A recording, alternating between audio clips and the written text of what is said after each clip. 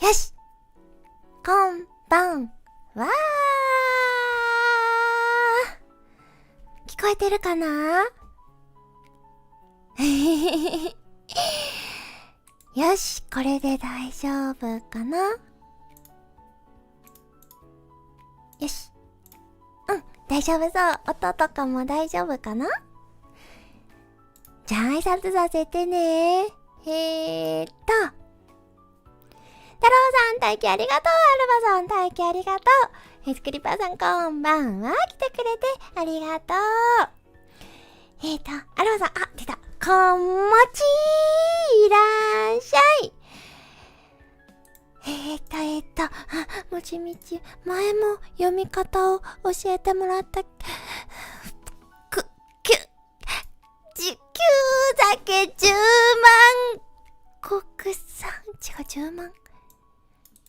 国で合ってる？これ、国だよね。10万国産。合ってるこんばんは。いらっしゃい。来てくれてありがとう。太郎やぞ。知ってるよ。生徒さんこんばんは。いらっしゃい。いずみさんこんばんは。いらっしゃい。ベリーさんこんばんは。いらっしゃい。猫助さんこんばんは。あれ？ライブ初見？そっか、ライブ初見だっけ？わー、来てくれてありがとう。嬉しいな。ありがとう。いらっしゃい。ゆっくりしていってね。もちみちの配信はね、特に大きなルールはなくて、重ための悩み相談はモンドに送ってねっていうのだけがあるので、そちらだけ守ってもらえたらもう自由に過ごして大丈夫だからね。いらっしゃいです。ネクタレさん、こんにちはだ。こんにちは。いらっしゃい。来てくれてありがとう。クロンさん、こんばんは。いらっしゃい。来てくれてありがとう。酒の魚はやけどするタチウオですか？出た、太郎さんのタチウオいじりが始まったな。違います。今日はね、魚は持ってきておりません。お酒だけ持ってきた。10万石で合ってた。よかった。ね、前の名前はなんて読むの？クザケ？九州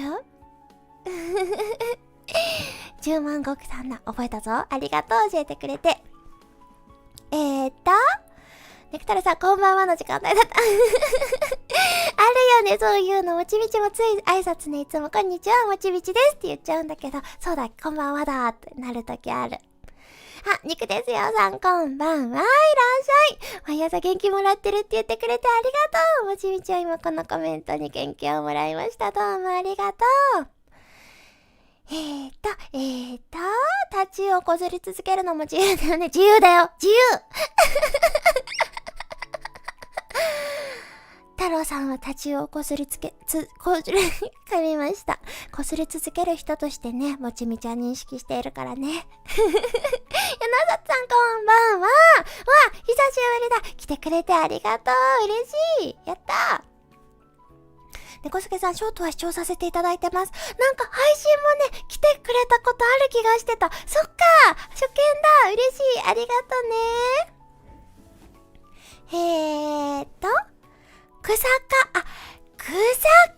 草加10万石さんなんだ。草加、覚えたぞ。覚えた。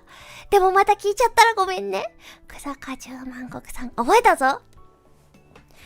今日も可愛いせで、やったー、ありがとう、嬉しい。褒められた、嬉しい。太郎さん、挨拶はおはよう、頭ポーン。違うよ、ハイタッチだよ。出た。どつかれてると思い込んでるタイプの方ね。もちみちのおはようはね、ハイタッチなんだよ。みんな知ってた？あれね、ハイタッチなのよ。ネクタレさん、久しぶりに配信来れました。テスト前だからやばいけど見ます。テスト前勉強してね。見ちゃダメだよ。でも、来てくれて嬉しい。ちょっと息抜きもね、必要だもんね。テスト明日？ハートありがとう。見えてるよ。どうもありがとう。テスト明日かな？やばそうな科目あるのかな？やばそうな科目はもうね、見ないふりしたくなるけどね、やろうね。ちょっと、サボりそうになったら、やばい、助けてって送ってくれたら、もちみちが勉強しなって言うね。画面から目を離して、ペンを動かしなって言ってあげるね。テストかー。でもさ、テスト前ってさ、こうついつい何かしたくなっちゃったりするよね。もちみちはね、そういうタイプだったな。テスト前、だからこそ掃除がはかどるし、テスト前だからこそ、読みかけの小説をなぜか読み終えてしまったりするよね。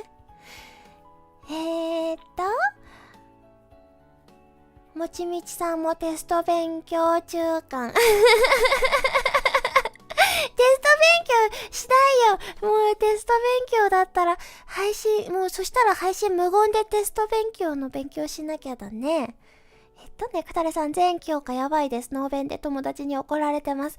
優しい友達だなだってさ、勉強してなくても友達はさ、困らないわけでしょ。でもさ、ネクタレさんのことを思って、言ってくれてるわけだよね。勉強しないとダメだよお前って言ってくれてるわけでしょ。優しい、いい友達。素敵なお友達だね。セーラー服着てるのにテストある話がかっこいい。妙だな。妙だな。そうね。じゃあ、もちみちも明日テストするか。何のテストしようか。そういえばみんなにさ、ケンケンパやってみてって言われて、あとスキップやってみてって言われて、配信でケンケンパをチャレンジしたんだけど、スキップはまだしてない気がするな。なぜかね、スキップもケンケンパもできないと思われてて、もちみち。できるよできるよ、スキップもケンケンパも。ケンケンパは配信中でやって、やったできたっていう時になぜかコントローラーが暴走して、最後の最後にちゃんとできなかったんだけど、でも、ケンケンパもできるし、スキップもできるから、もちみちのテストはそれにしようかな。明日スキップで登場しようかな。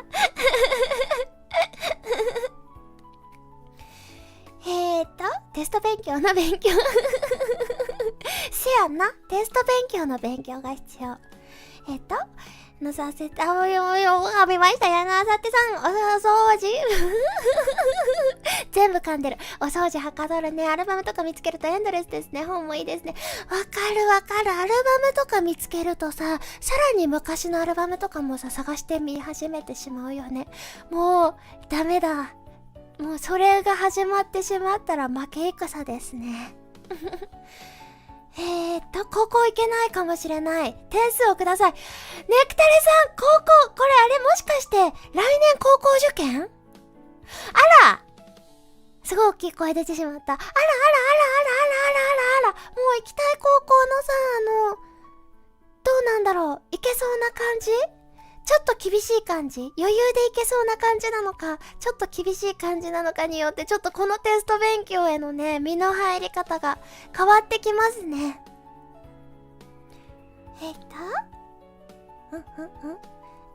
日本地図でも埋める？日本地図もちみち日本地図めっちゃ自信ない。ちょっと待って。めちゃくちゃ自信ない日本地図。やめようこの話。やめよう。北海道と本州と九州と沖縄が分かってれば大丈夫。四国とね。カ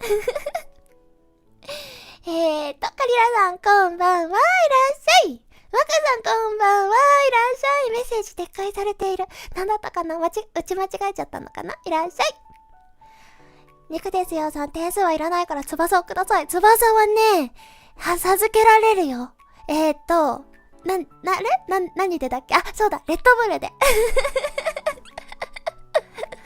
たまに街中でさ、レッドブル配ってることあるよね。もちみちあれさ、前さ、あ、レッドブルだーって思って、もちみちあんまりああいうエナジードリンク系飲まないんだけど、配ってるお姉さんがめちゃくちゃ可愛かったから、そのお姉さんからレッドブルを受け取りたくて、くださいって言いに行ったら、あれってさ、みんな受け取ったことある？受け取るときね、カシュってね、されちゃうの。プルタブね、開けられちゃうのかしゅって、どうぞって、その場で飲めみたいな感じでね、じゃあ持って帰っていいですよみたいな感じじゃなくて、どうぞカシャッって開けられてその場で飲まなきゃいけなくなるの知らなくて。もちみち、ただお姉さんから、綺麗なお姉さんからもらいたくただけだったから、その場で飲むと思ってなくて、ってなっちゃって。すごいね、びっくりした。翼授かった。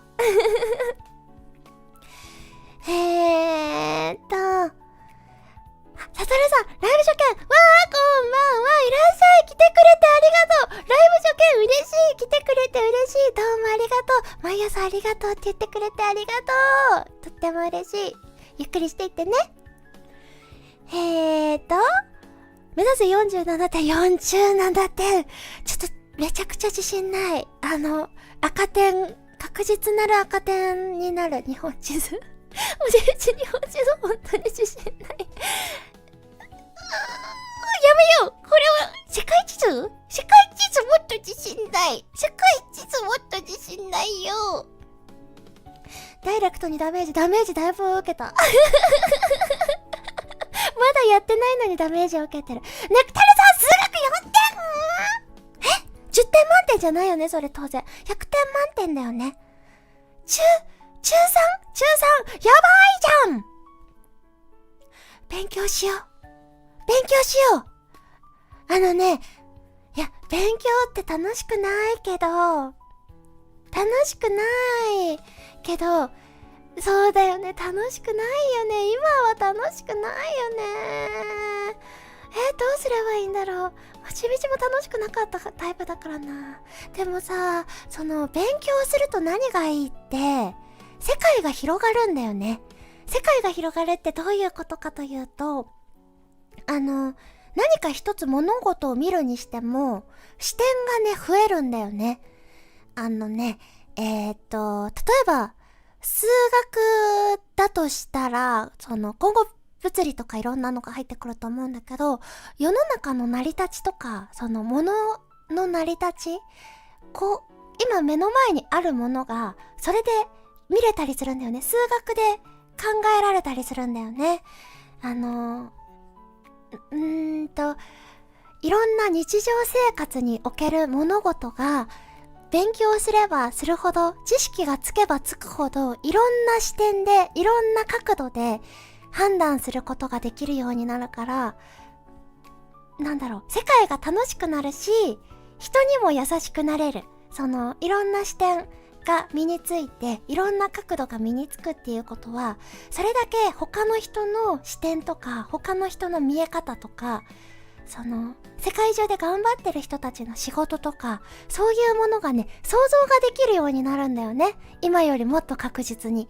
だからね、勉強って本当に楽しくて、もちみちも学生時代は勉強嫌いだったんだけど、今ならもっとしておけばよかったって、あの時もっといろんなことを学んでおけばよかったってすごく思うから、大事だよ。お勉強。すごくね、今勉強することはね、きっとね、ネクタレさんのね、日常が楽しくなるきっかけになると思う。あと便利だよ、便利。純粋に便利。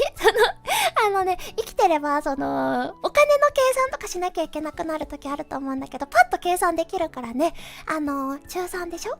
例えば、お洋服とか買いに行って、20% オフって見て、20% オフが速攻で計算できるみたいな、そういうね。もう小さなことからね、始まる。がなくなるから、そういう意味ではね、タイパもいいし、絶対お勉強って何にも何にも役立つ。あらゆることに役立つから。で、大人はね、楽しいんだよ。すごい大人楽しい。その大人を楽しむための土台にもなるからね。楽しむ土台は強固な方がいいから、ふわふわと楽しんでたらね、楽しむことがね、深く楽しめなくなってしまうから、お勉強してたらね、深く楽しめることも増えるので、勉強しよう！わもちみちの配信より勉強の方が大事。よかったらラジオ感覚で聞きながらね、ペンを動かしてくれたら嬉しいなぁ。でもね、もちみちのこれ聞いてたら勉強できんってだったらね、もう閉じてで、閉じて勉強して、もうダメだ、勉強できないって思ったらここ戻ってきて、もちみちカツ入れてくれって言ったらもう一回カツ入れるから。コメント読んでなかった。挫折の原点、高校受験。過去に戻れるならその時期がいい。重い。これは、すごい、明るい感じのね、すごい明るい感じの言葉だけど、すごい、もう、身が入っている重い言葉だ。大事だね。うーたろさんこんばんは、いらっしゃい。ショートの挨拶が刺さってきました。嬉しい。来てくれてありがとう、いらっしゃい。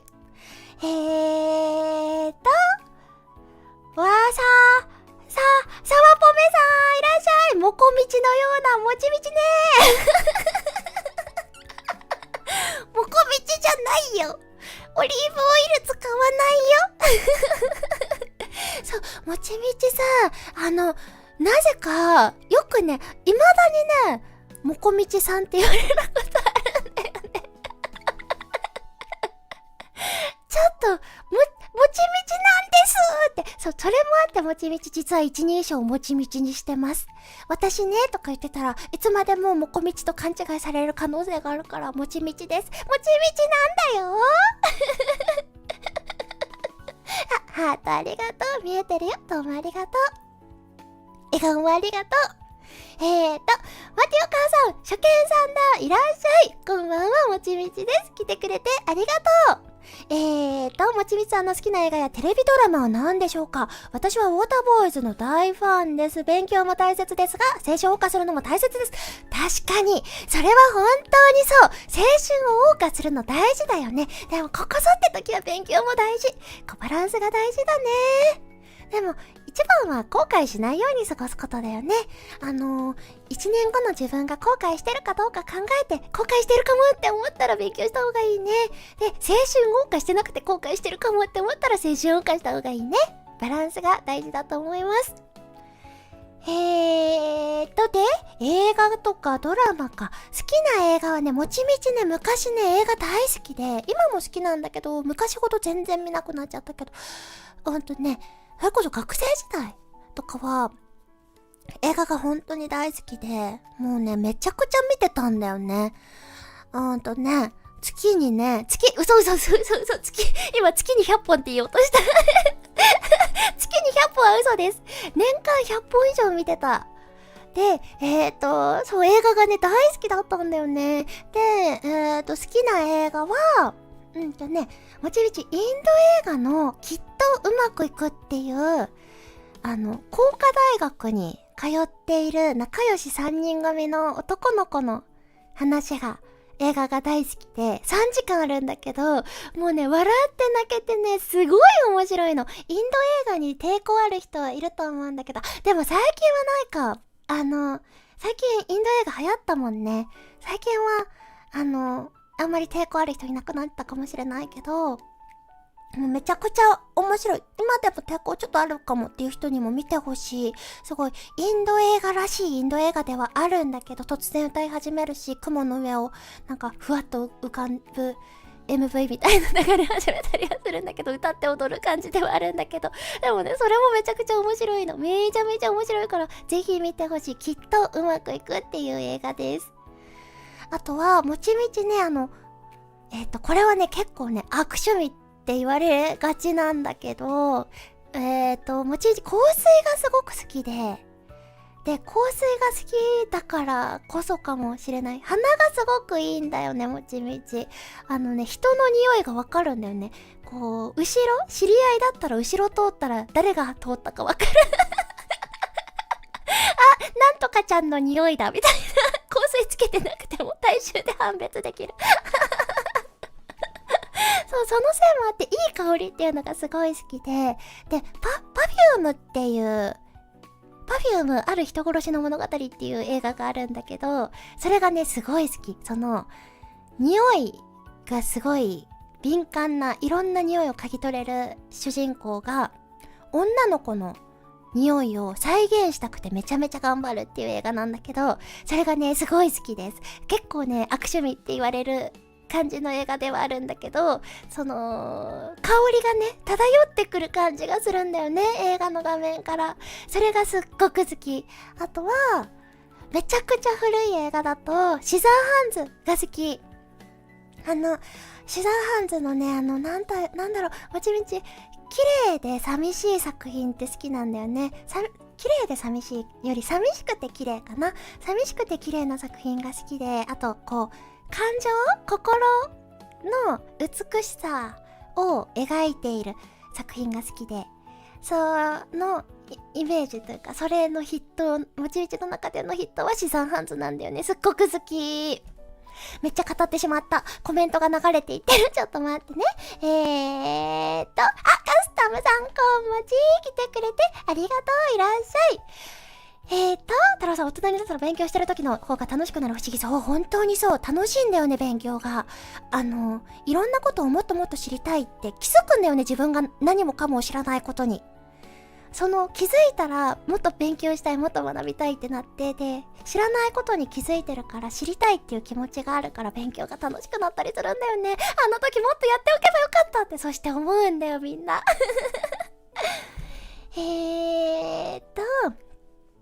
カスタムさん、身近なとこだと友達との会話の中でのボケやツッコミの幅も広がります。確かにそう。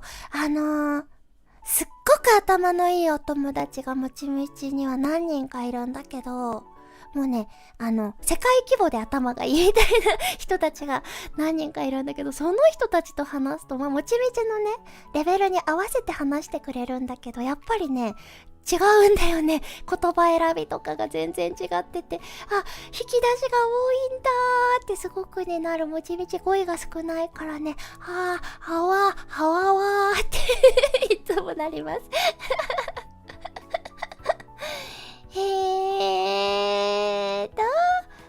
推し活をより楽しむためにより努力するってことだね。そうだね。何かを楽しむためには努力が必要だよね。もちろんね、努力せずにね、楽しむっていう選択肢もあるんだけど、頑張りたいときは頑張った方がきっと気持ちいいよね。でもね、もちろんね、これはね、頑張ってない人が悪いとかね、そういう話ではなくね。あと、どうしても頑張るって、美徳みたいな感じで頑張る人がもてはやされがちではあるんだけど、頑張るも頑張らないも自分が選ぶことだからね。頑張ってないのが悪では絶対にないから、絶対頑張れとはもちみち言えないんだけど、でもネクタレさんには頑張ってほしい。勉強今頑張って来年の高校受験成功させてほしいな。葵さんこんばんは。いらっしゃい。来てくれてありがとう。リートさんこんばんは。いらっしゃい。来てくれてありがとう。嬉しい。太郎さん、もっちゃんオリーブオイル使わないよね。飲むんだよね。オリーブオイルってさ、スプーン1杯大さじ1だっけ飲むと、毎日飲むと健康にいいらしいよね。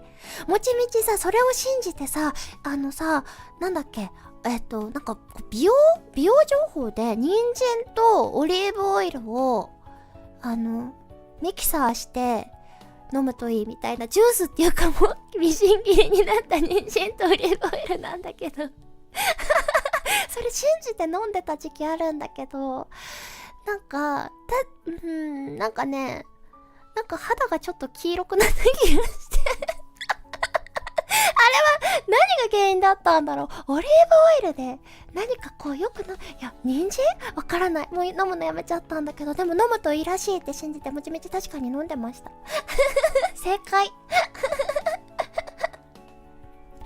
映画の話をしてもちみちコメントにラグがありすぎる。ちょっと待ってちょっとまた下に戻ろう。はっさくさんが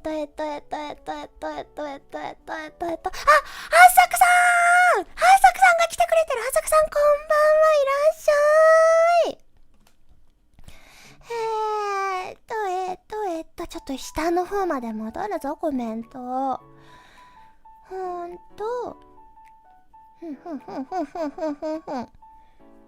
あ、シザーハンズ何回も見たな。シザーハンって略すんだ。シザーハンズ懐かしい。ね、4DX でそのうち香り付きの映画出てきそう。香り付きの映画ってなんか CM かなんか、これ勘違いかな。なんか海外でやってるみたいなの見たことあるな。日本でもやってるのかな。なんかなんだっけ、そう 4DX みたいなやつで、その森の中だと森林の香りがしたりとか、甘いもののシーンでは甘いものの香りがするみたいなのあるっていうの、何かの広告か何かで見た記憶がある。勘違いかもしれない。日本でもあるのかな。あったらすごい楽しそう。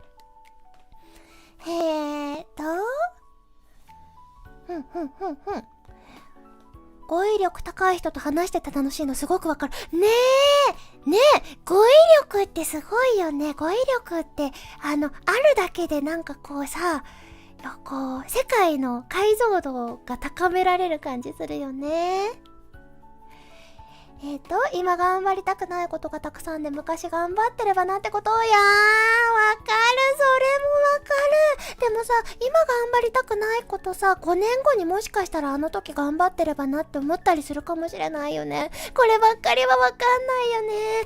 もう後悔しないように生きたいけどさ、後悔してしまうこともあったりするね。後悔しないように生きていきたい。人参の影響かな。カロテンの取りすぎで色出てきてます。人参の影響だったのあれ。やっぱり肌がちょっと黄色くなったんだよ。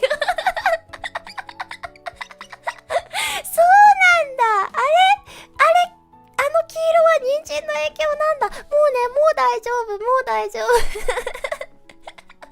よかった。あのまま飲み続けてたらもちみち黄色になっていたんだ。てか本当に飲んでたとは飲んでたんだよ。いや、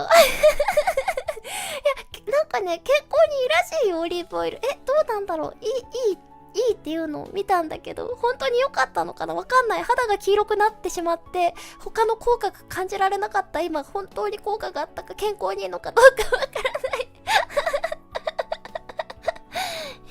血生臭い映画で鉄の匂いとかしたらさすがに嫌だな。確かに。でもさ、なんかそういうホラー映画とかスプラッタ映画とかだとさ、そういうのありそうな気もする。ちょっと待って。ねえ、こっち？違う、こっち？ねえ、登録者さんがめっちゃ減った今。なんでよ、ちょっと待って、行かないでよ。もちみちの肌が黄色くなったから？もちみちの肌が黄色かったからなの？悲しい。あ、わかった。なんで減ったかわかったよ。これ飲酒雑談って言ってたのに乾杯してないからじゃない？よし、乾杯しよう。もうもちみち飲んでたけど。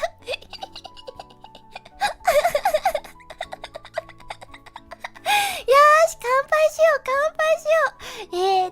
お酒を持ってきてる人はお酒を片手に、お酒を持ってきてない人はお水でもお茶でもジュースでも自分の好きな飲み物で大丈夫。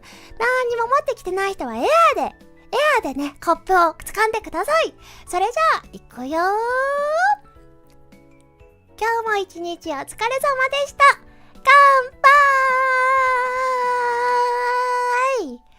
開始30分にしてようやく乾杯をしました。乾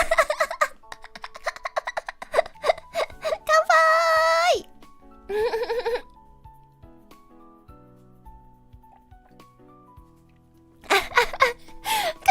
ってました。待たせてしまっていた。待たせてごめんね。ようやく乾杯できたね。みんな何飲んでるの？山里さん、人参ってそんなことなるんですね。面白い。他に何か変な色になるやつないかな？やってみたいの。じゃあ人参さ、1ヶ月ぐらい飲んでみて。人参1本とね、オリーブオイル、カロテンだっけ、ベータカロテンは油がないとね、吸収率が下がってしまうのでね、やってみて。乾杯。ハサクさんが完全に負けている。みんな乾杯してくれてる。誰も指摘しないのである。肉鉄よさん、両手でもいいですか？両手でもいいよ。乾杯乾杯。え、両手？待って、何飲もうとしてる？何飲もうとしてるの？両手でもしかして違うコップ持ってる？こっちで日本酒、こっちでワインみたいなことやろうとしてる？もう今すっごい巨大なコップを両手で持つのかと思っちゃった。はさくさん、お水。アルバさんは秋田県大型村でいいのかな？限定の日本酒。美味しそう。何それ。いいな、いいな、いいな、いいな。美味しそう、美味しそう、美味しそう、美味しそう。いいな、いいな、いいな、いいな。みかんも食べ過ぎると黄色くなります。確かにそれよく聞くよね。みかん食べるとさ、指とかが、手とかが黄色くなるってよく聞くけど、もちみちそんなに大量にみかんを食べたことがないからわかんないんだよね。黄色くなるんだね。みかんはどうして？みかんはなんでなの？みかんにはカロテンないよね。ビタミンだよね。ビタミンでも黄色くなる？キンキンに冷やした三ツ矢サイダー。いいなー、三ツ矢サイダー。美味しいね。この時期は美味しいよね。暑くなってきたしね。三ツ矢サイダーめちゃくちゃいい。今度何か送るから。アラバさん、やったーやったーイエーイ。アラバさんおすすめチョイス。わーい。そう、ひんやりみかん片手に乾杯。アイス食べてる。ずるい。アイス食べてる人います。いいなぁ。もちみち何にも持ってきてない。日本酒とお酒と、日本酒とお酒じゃない。日本酒とお水しか持ってきてない。みかんはビタミン C。ビタミン C でも黄色くなるんだ。もちみちさ、ビタミン C の粉を水に溶かして飲んでたんだけど、なんだっけ、ビタミン C っていう名前じゃないんだよな、名前が。忘れちゃった。なんか粉の方が吸収率がいいみたいなの見て飲んでたんだけど、それはね、肌がめちゃくちゃ白くなったし、なんかピカーって発光するようになった。発光するようになったの。なんて言えばいいんだろう。なんか発光っていう言い方もおかしいんだけど、なんかレフ板みたいになった。あれはちょっとなんか写真とか撮ってももちみち一人だけなんか真っ白みたいな感じになっちゃって、これはさすがに何かがおかしいと思ってやめた。黄色くはなんなかったんだよな。みかんだけなのかな。ノンアルのジンサワーいいね。ノンアルでもジンサワー作れるの美味しそう。いいな。すいげー美味しいよね。高知もお酒めちゃくちゃ美味しいよね。もちみち高知のお酒も大好き。ていうか高知の人ってさ、お酒めっちゃ強いイメージがあるよ。なんでだろう。いいな。カロテノイドという黄色い色素があるらしい。そうなんだ。それか。カロテノイドで黄色くなるんだ。カロテノイドはみかんにも人参にもあるのかな。日本酒のチェイサーにお酒なのね。なるほどね。日本酒より度数の低いね、ほろ酔いとかをチェイサー、違うよ。お水だよ。日本酒とお水かっこお酒じゃないよ。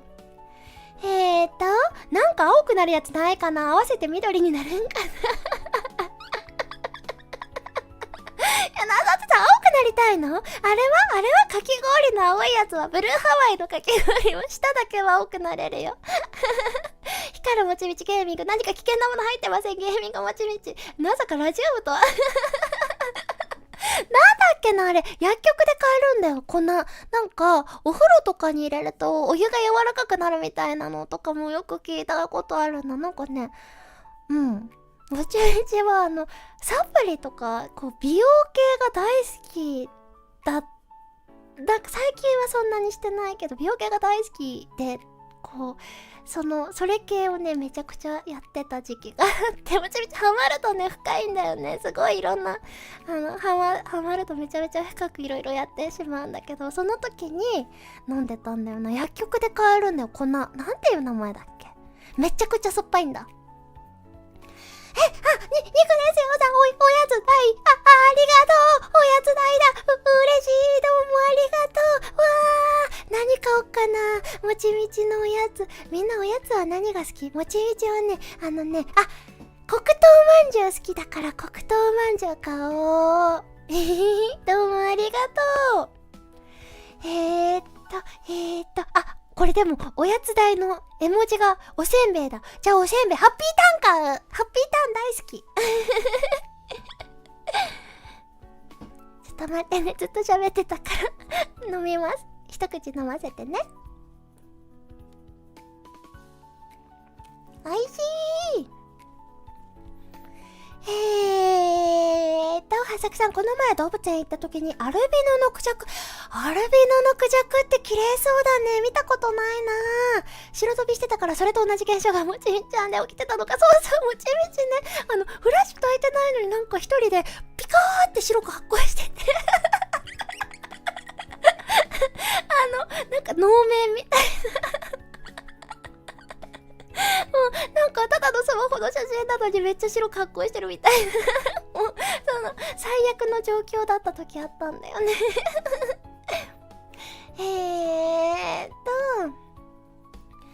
どう言い繕ってももちろんチェイサーにアルコール入れてると思ってます。入れてない。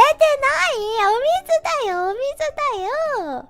はるたさんこんばんは。お疲れ様。来てくれてありがとう。コラーゲンドリンクいいねいいね、素敵。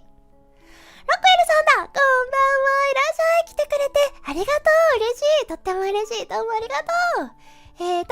クエン酸、いや、クエン酸じゃなかった。クエン酸じゃないんだよな。なんだっけ、なんだったかな。クエン酸か。クエン酸かな。クエン酸ってでもお掃除にしか使うイメージないよね。もちみちクエン酸飲んでたのかな。よっちゃんイカにしとこう。よっちゃんイカか。よっちゃんイカ酸っぱいからな。もちみち甘いものが好きなんだよな。水芸知ってるのめっちゃ酒好き感出てて嬉しい。もちみちね、日本酒好きなんだよね。日本酒大好きなの。水芸美味しいよね。もちみち水芸のラベルも好きだな。かわいいよね。なんだ、筆で描いたみたいなかしら。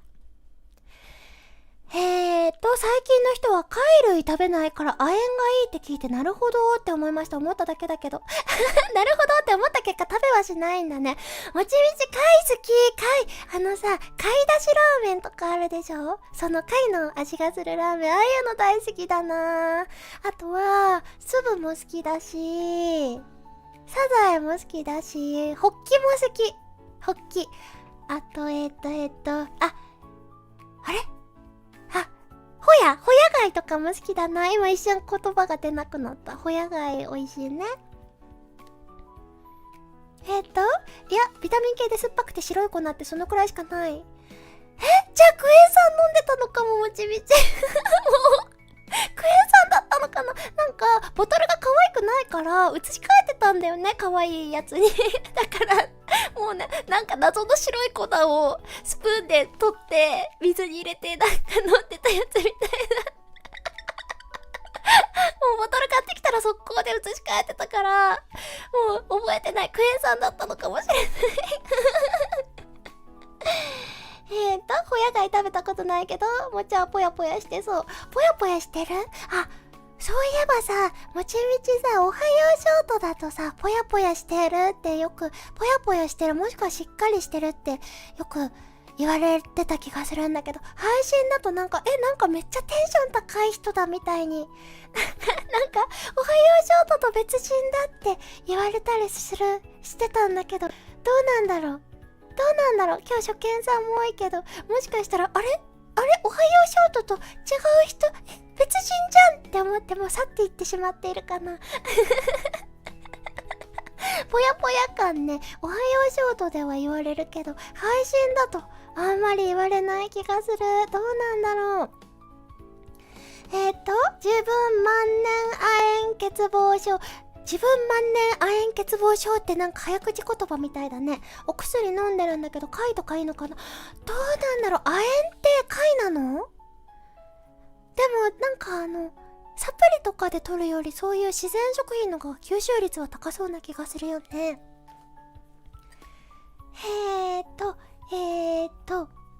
貝というか牡蠣が好きで、毎年冬に当たるけどレモンとタバスコでチュルンと食べるのがやめられない。当たっても食べ続けるのすごい。当たってさ、もう食べられないトラウマっていう人よく聞くけど、当たっても食べ続けるんです。なんで肉ですよさ。それはもうめちゃくちゃ好きだね、牡蠣。でも牡蠣って美味しいよね。もちみちも牡蠣大好き。もちみち親戚のというか、ちっちゃい時にお世話になってた、両親のお友達がいて、その両親よりだいぶ年が上のお姉様なんだけど、そのお姉様もちみちにとっては第二のママ的な、第二の母みたいな存在なんだけど、そのお母さんが、その海産物系の、その女社長、めちゃくちゃかっこいいんだよね。で、牡蠣とかをね、たまにじゃないか、1年に1回くらいごそっと生きたやつ送ってきてくれて、それをね、夜な夜な牡蠣ナイフっていうので殻を剥いて処理するみたいなのをやっていたんだけど、その時なんか白いミミズみたいなのがいつも水にいて、それがすごい可愛くて、なんだろうこの白いミミズみたいなの、これ買おっかなーみたいな、こう育てよっかなみたいに思ったりしてたんだけど、結局排水溝に流してしまっていたんだけど、今思うとあれアニサキスだったんだってアニサキスってみんな知ってる？食べちゃうと体の中を食い破り、めちゃくちゃ痛いで、体の中で生き続けるやつあれ、今思うとアニサキスだったんだって。もちみち生で牡蠣食べるより牡蠣フライとか鍋とかにするのが好きだったから、加熱して食べてたから助かってたんだけど、あれ生で食べてたらとんでもないことになったなって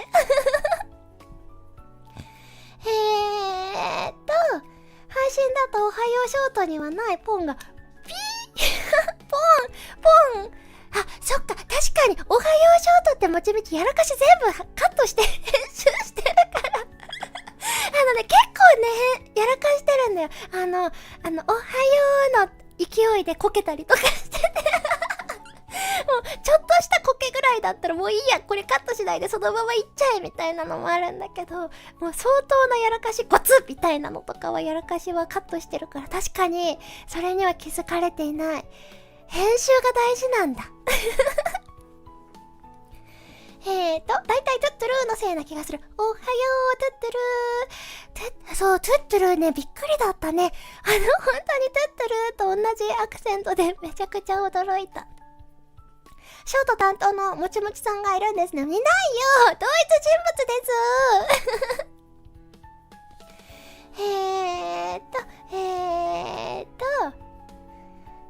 お金あれば牡蠣無限に食べたい。自分も一回当たったことあるけどやめられない。でもさ、牡蠣ってさ、確かプリン体がすごいんだよね。牡蠣食べ続けると、なんだっけ、糖尿病じゃなくて、なんて言うんだっけ、痛風になるのでは？痛風ってめちゃくちゃ痛いのでは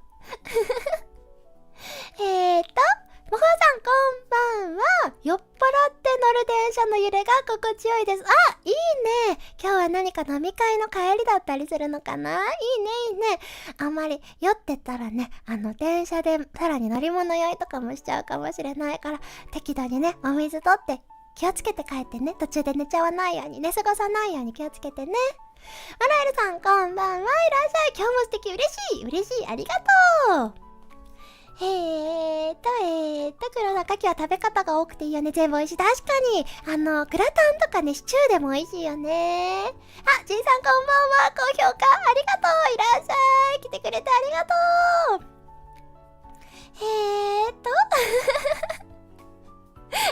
アニサキスにみんな戸惑っている。ほらかな。明日のおはようショートポンも含めてノーカットでいこう。嫌だチャンネル登録減少数がとんでもないことになりそうじゃん。絶対に嫌だ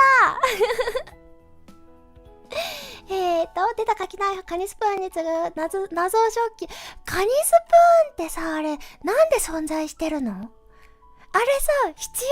あれなくても全然チュルって食べれるよね。よくわかんない。印象操作です。印象操作してないよ。あれは必要なカット編集でございます。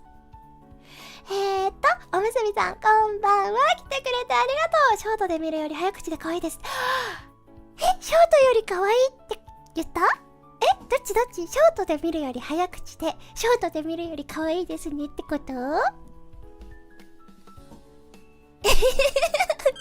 言わせようとしてるもちみち。そう、配信の時は早口になっちゃうんだよね。これ、普段の喋り方より多分だいぶ早口。もちみちすごいゆっくり喋るってよく言われるから。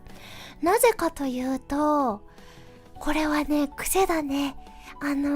沈黙を3秒作るといけないっていう意識がすごいあって、で、配信になるとコメントがあるから、そのコメントに追いつくぞみたいな感じで喋ろうと思うから、今ね、意識して普段通り喋ろうって今意識して喋ってるんだけど、これがなくなると、その配信用のテンポになっちゃうかもしれない。沈黙作らないぞ。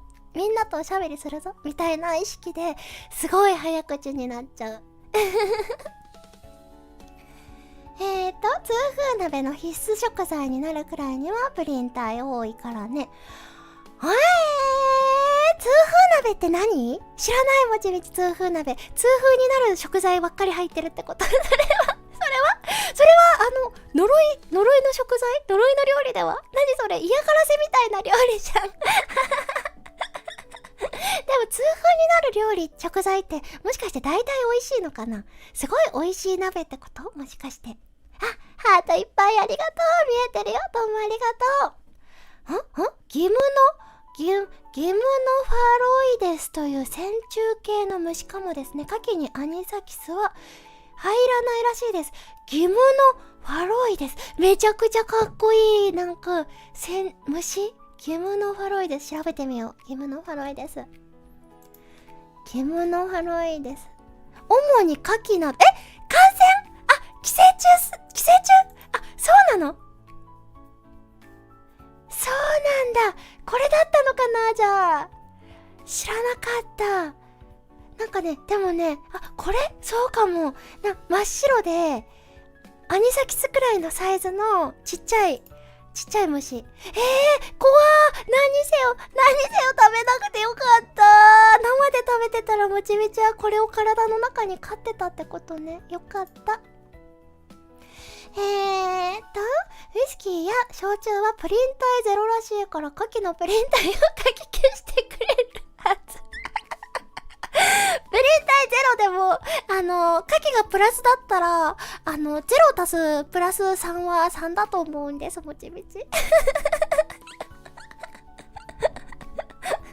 もそうだね。かき消してくれると思えばかき消してくれる。脳を錯覚させに行こう。痛風鍋は牡蠣、あん肝、白子。それは美味しいね。それは美味しいね。絶対美味しいやつ食べたい。痛風鍋。今食べたくなった。日本酒に合うやつだ、絶対。何味なんだろう。寄せ鍋みたいな味かな。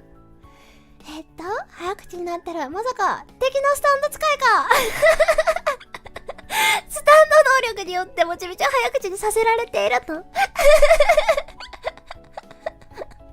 姉さんこんばんは。いらっしゃい。来てくれてありがとう。痛風鍋あっさりしてるから食べやすい。そうなんだ。美味しいものは糖と油でできているって CM で言ってますしね。確かに。アミノ酸と油が組み合わさるとめちゃくちゃ美味しいって聞いたことがある。なんかそれをハックしたのが味の素。味の素をかけると何でも美味しいというのは味の素がアミノ酸系調味料だからっていうのを見たことあるな。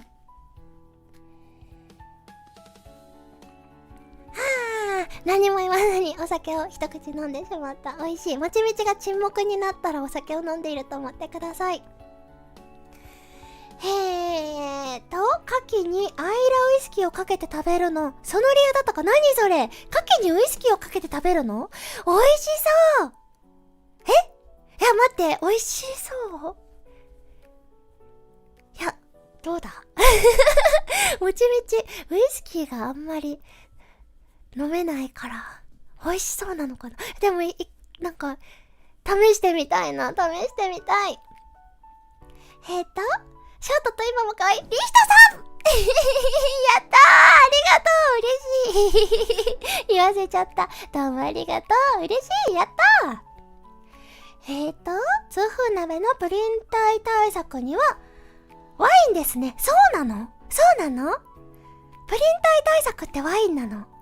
じゃあ牡蠣食べるときはワインを飲めばいいってこと？合いそうだね。ワインだ。赤ワインを飲もう。痛風鍋は味噌仕立てか醤油仕立てが多いイメージ。そうなんだ。あん肝、どっちも美味しそうだなー。もちみちあん肝好き。お味噌でも醤油でも美味しいね。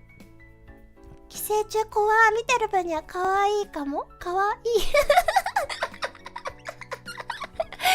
可愛かったの。ほんとうにょうにょって動いててちっちゃいし、爪くらいのサイズしかなくて、いや爪よりはちょっと長かったかな。なんか可愛くて買いたかった死ぬほど美味しいものとしては毒キノコであるベニテングダケも有名ですね。待って、死ぬほど美味しいって本当に死ぬベニテングダケ、ちょっと調べてみる。ごめん、マイクを動かしちゃった。ごめんね、スタンドの音でゴーってなったかもしれない。うるさくても。かわいい、なにこれ。すごい、おとぎ話に出てくるキノコじゃん。かわいい。赤とね、オレンジのキノコだよ。ちょっと待って、画像貼るね。めちゃくちゃかわいいよ。なんだこれは。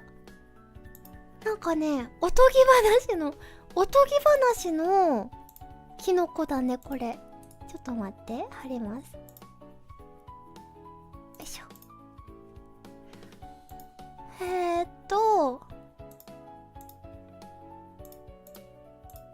いしょ。これ。かわいい。めちゃめちゃかわいいね。白雪姫とかのさ、絵本とかに出てきそうじゃない？で、厚生労働省のページがある。自然毒のリスクプロファイルベニテングダケ。食後30分ほどで下痢、嘔吐、腹痛の胃消化器系の症状が現れ、めまい、錯乱、運動失調、幻覚、興奮、抑うつ、痙攣など神経系の症状も現れる。稀に死に至ることもある。死ぬ死んじゃうじゃん。死ぬほど美味しいけど死んじゃうじゃん。はあ、そうなんだ。でも一応ね、数時間で回復するのが多いっぽい。ただ、2005年に53歳の女性が、1時間後に心停止。怖い。死んじゃうんだ。ベニテングだけ。恐ろしすぎる。死ぬほど美味しくても、死んじゃうものは食べたくない。死んじゃうのは嫌だ。コメントを全然読めてなかった。もちみちさんピコピコハンマーになれて、もちみちはピコピコハンマーになってないよ。もちみちはピコピコハンマーじゃないよ。ダメだ、笑っちゃいけない。イノシシ騒いで内臓の処理してた時、寄生虫だらけで萎えそうになったこと。イノシシをさばいたことあるの？すごい。処理して煮込み料理とかミックスホルモンにして食べると美味しいんですが。すごい。イノシシをさばくって、そんな経験ないよ。すごいな。マルタさんこんばんは。いらっしゃい。来てくれてありがとう。今日はお酒を飲んでるよ。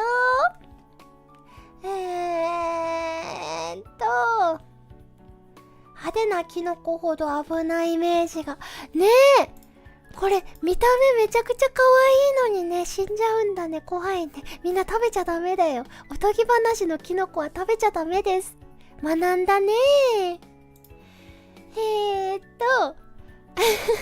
なんてファンタジーな見た目。マリオのやつじゃん。白のポツポツコはだいぶ危ない。そりゃマリオも小さくなるわけです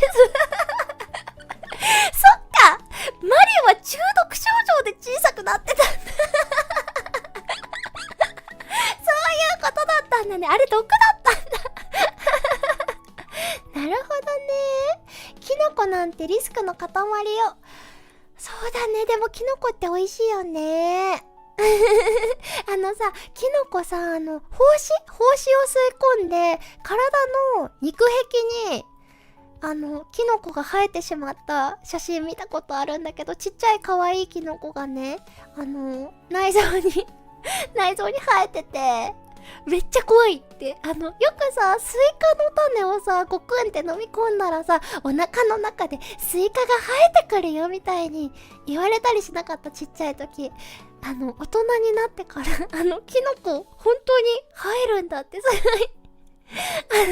ちょっとキノコ怖いってなったまあ、キノコ食べちゃうんだけど、美味しいよね、キノコ。毒の種類によっては調理によって無毒化できるんですけどね。そうなんだね。はー。無毒化。もうそれスキルだね。無毒化スキルじゃん。フグとかもさ、知ってる人しか無毒化できないみたいな、そういう、もはやスキル。2027年の1年の運試しに紅天狗だけ食べちゃダメ運試しで死を試すな。命をかけた運試しをするな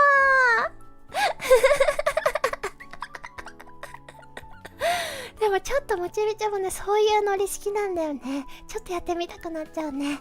やらないけどね。みんなもやっちゃダメだよ。みんなもやっちゃダメ。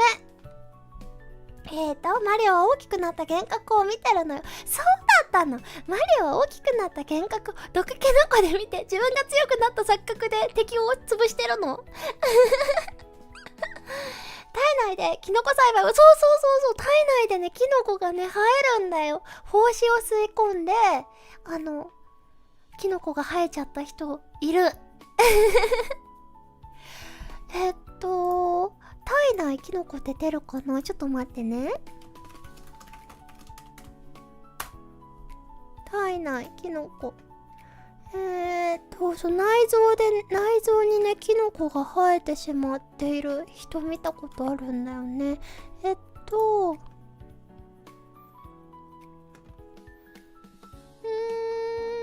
てこないな。ちょっと待ってね。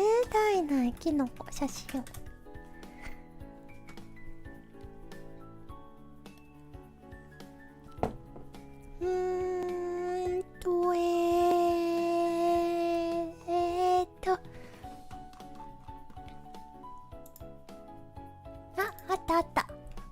あったけど、これはちょっとあれかな。閲覧注意だな。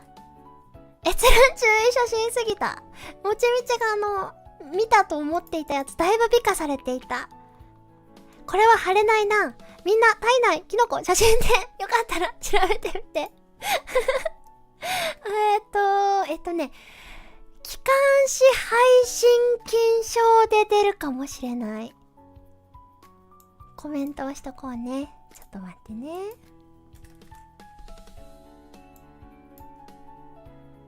あ、でもこれだとカビが生えた写真とかが出てきちゃうのかな。とにかく閲覧注意だな。体内キノコ写真で興味がある人は見てみてください。閲覧注意でした。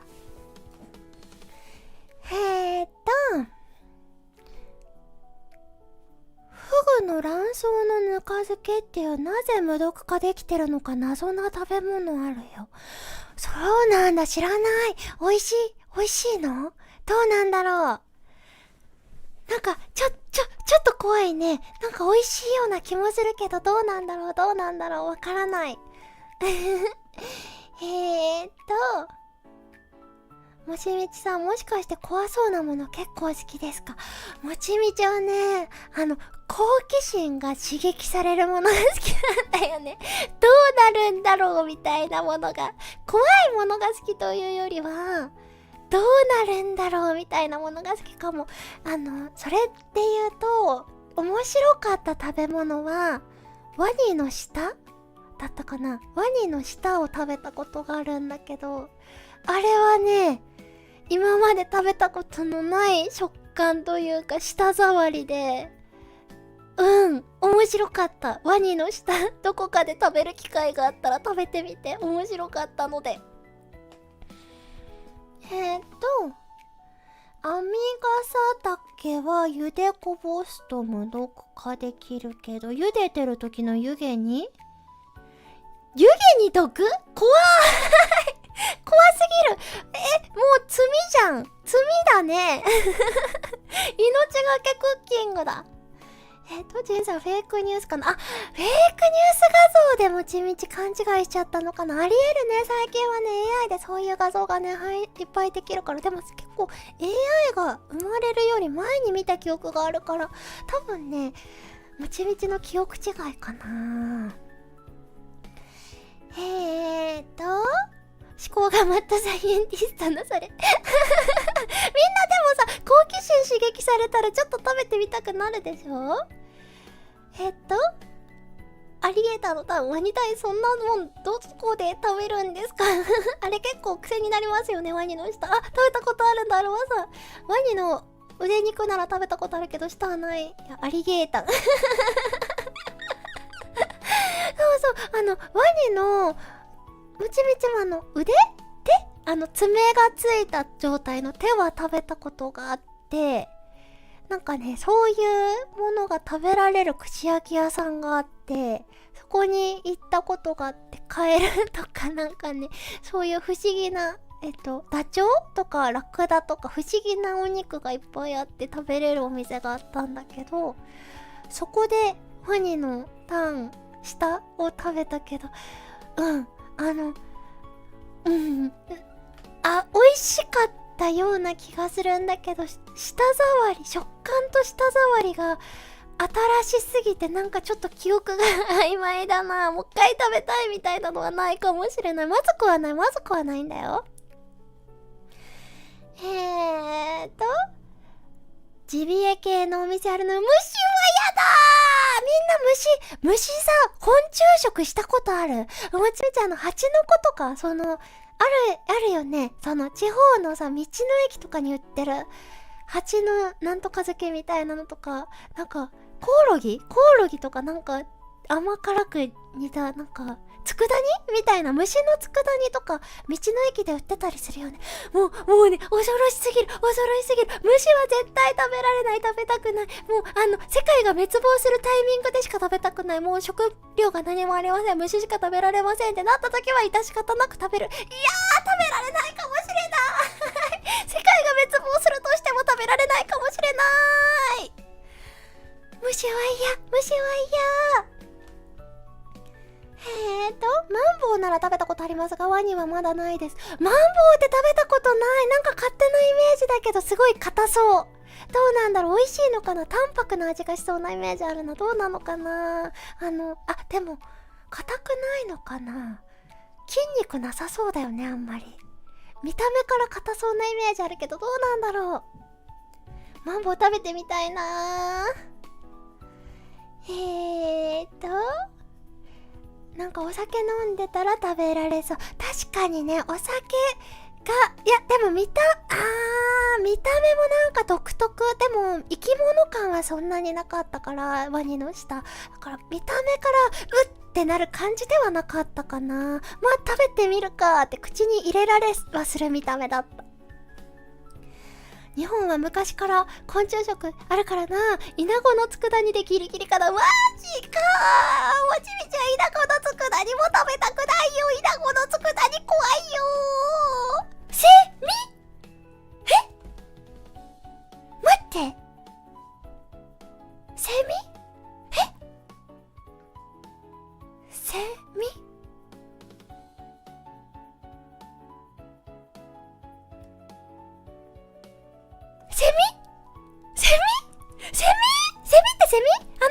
セミって食べれるの？食べたくないセミー。今もう気絶しそうなほど驚いてしまった。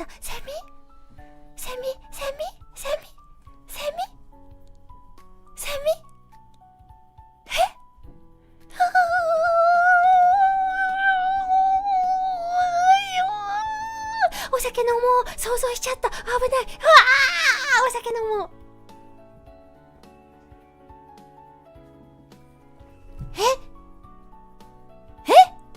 待って、セミ食べてる人何人かいる。嘘でしょ。こんな、そんな一般的なの、セミって食べるの。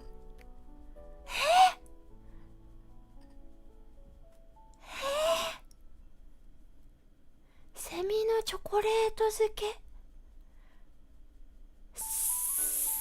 デザート感覚で食べるの、もしかしてセミって。幼虫ならよく聞くけど、聞く。セミは成虫。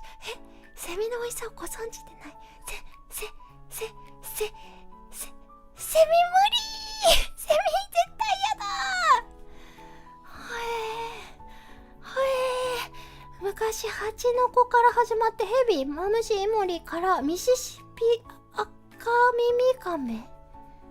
カメって食べるところ少なそうだね。どうなんだろう。速報、もちみちさん昆虫食に挑戦いたしませんよ。虫だけは無理。地面から出てきた幼虫を捕まえてきて、家のカーテンとかにつけておくと羽化するから、それを素揚げにして食べると絶品なのよ。待って、日本語が理解できなかった。今もう一回読むね。地面から出てきた幼虫を捕まえてきて、家のカーテンとかにつけておくと羽化するから、それを素揚げにして食べると絶品なのよ。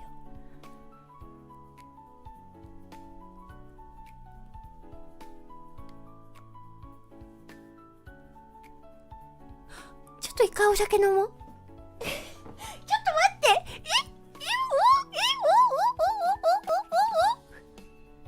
素揚げ？うかしたセミを素揚げ？お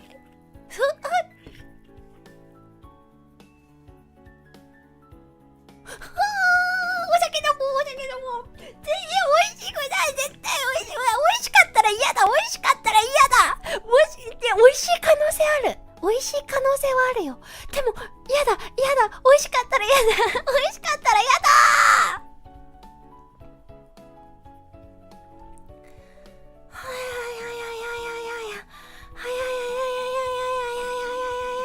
セミを羽もいてあげたらエビですよ。エビじゃありませんよ。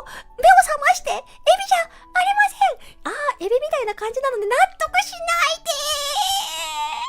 お酒おいちいね。もちろんさ、セミを口に含んでからお酒飲まないよ。口に含まないよ。宇宙猫みたいになった。まさしく宇宙猫みたいだった。羽化直後はソフトシェルだから。ソフトシェルっていう？セミにソフトシェルっていう？それエビにはわかるよ。エビとかカニにはわかるけど、セミに言わないで、ソフトシェルって。ロブスターの殻ごと食べれるのと一緒か？一緒じゃないよ。なんでみんな納得するのよ。空飛ぶ森のエビことセミと泳ぐセミことエビ。泳ぐセミじゃない。エビはエビ。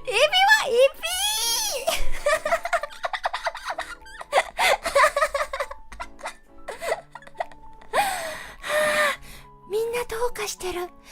今さ、なるほどエビかーって言った人全員夏羽化したセミ素揚げにして食べてね。絶対羽化したセミ食べてね、素揚げで。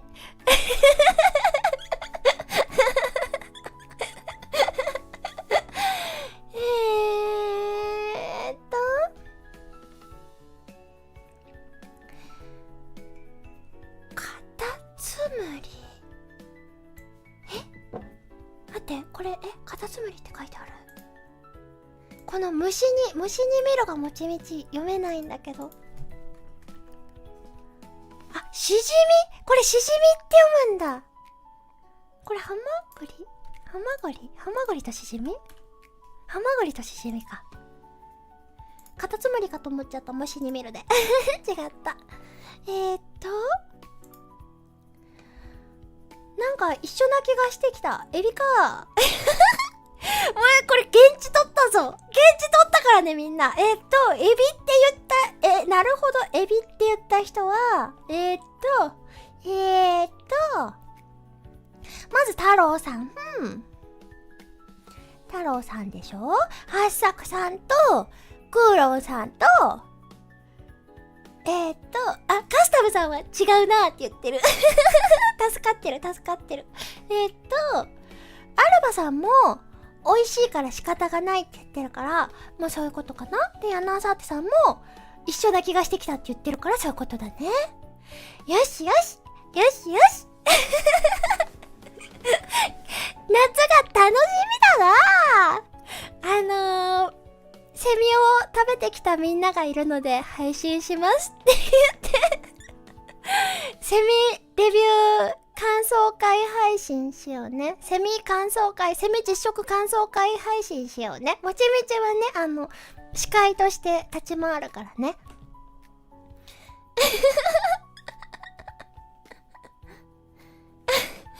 しじみ、ハマグリ、カタツムリ、ハッサクさんが送ってくれてる。ありがとう。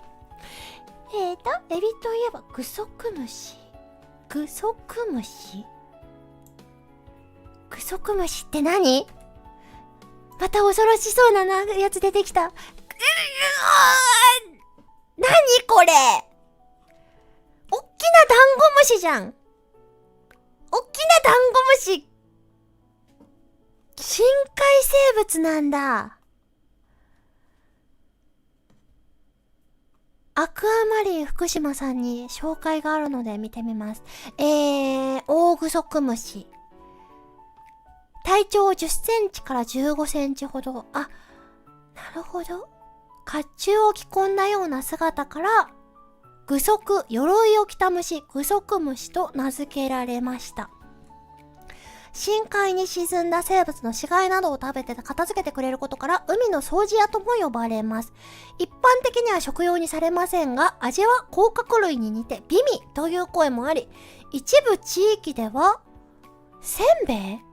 おせんべい等に加工して販売されています。そうなんだ。見た目はね、大きいダンゴムシだよ。そうなんだ。待て、オイラの赤いの話です。ア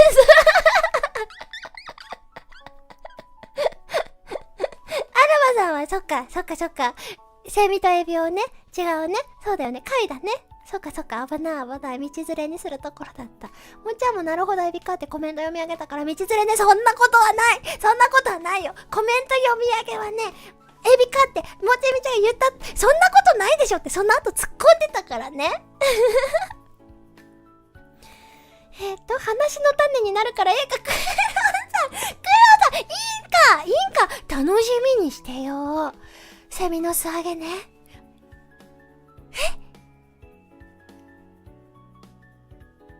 話の種になるからセミの素揚げ食べれるのか。もちみちゃん食べれないよ。食べれないからね。カスターさん、もちみちさんには食用のセミ送りますか？送りません！送らないで食用セミって何？怖すぎるよ。未来さん、こんばんは、いらっしゃい。今ね、なんかね、セミが、エビ羽化したてのセミは、ソフトシェルで、まるでエビのようで、絶品という話で、なぜかそれを聞いたみんなが、そっか、エビか、なるほどね、みたいに言ってて、それを言った子たち、全員セミを食べるっていうね、流れに なりました。未来さんはどうかな？セミ、エビだと思うかな？ここで思うって言ったら、セミ実食パーティーの仲間入りです。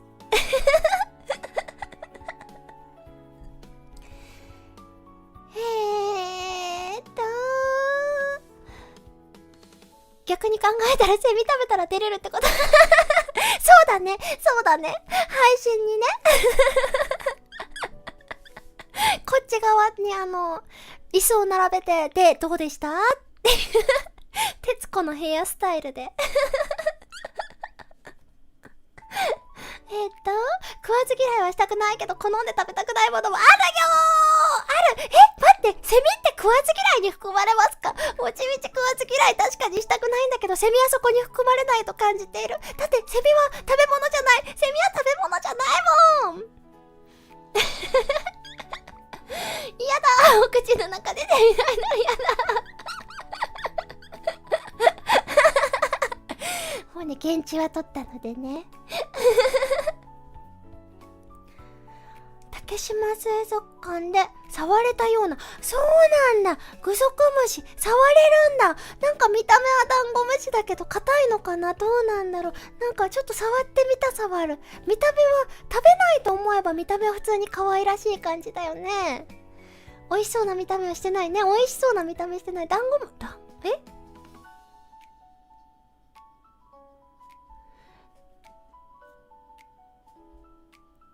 放送事故が起きるぐらいの沈黙を起こしてしまった。あまりにも衝撃的なコメントがあったので、ちょっと読ませていただきます。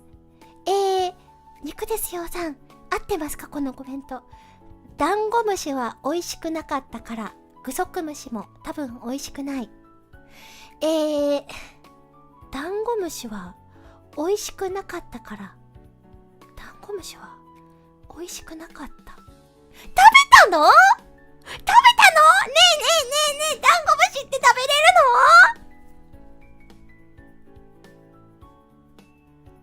の？待って、もう沈黙3秒放送事故。ダンゴムシ。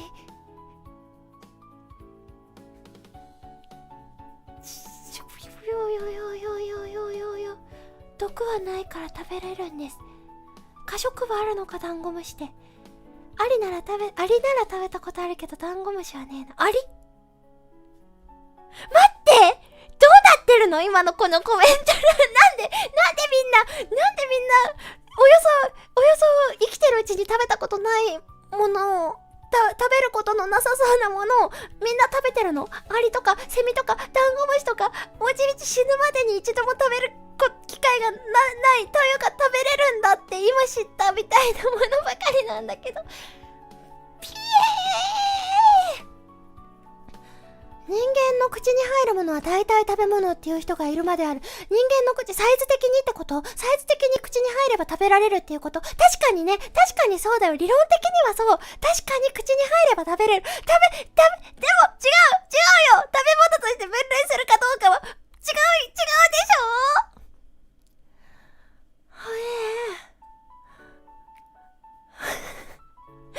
ダンゴムシの可食部位どこ？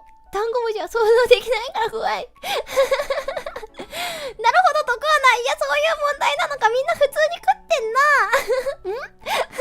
ってはしゃくさん、アリだよ。アリ。ワニの舌食べた方が何か言っております。ワニの舌とセミとアリとダンゴムシは違うでしょ。ワニの舌とセミは違うよ。アリは酸っぱい子供の頃に知った。待って、食べたの子供の時にアリ。あれ？もしかしてこう地面にさ歩いてるやつ美味しいかな、パクってこと？ひょいパクってこと？酸っぱいんだ。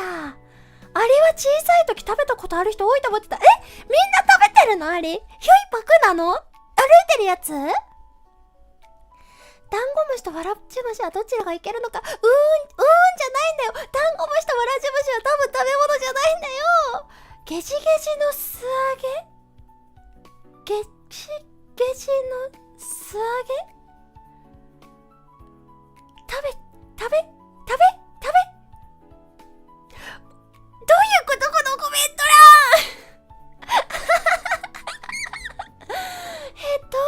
アリはこれなんて呼ぶの？アリはアリ酸があるから酸っぱいらしい。なんて読むんだろう。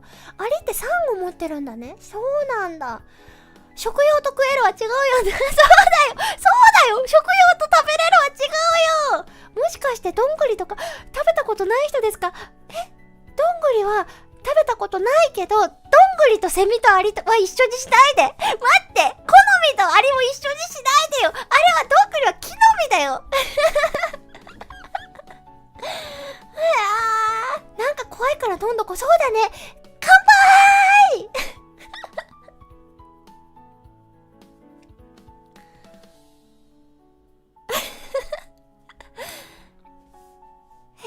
地元だとうずらの丸焼きとかあったから割と変色してた気がする。うずらか。うずらって鳥のうずらだよね。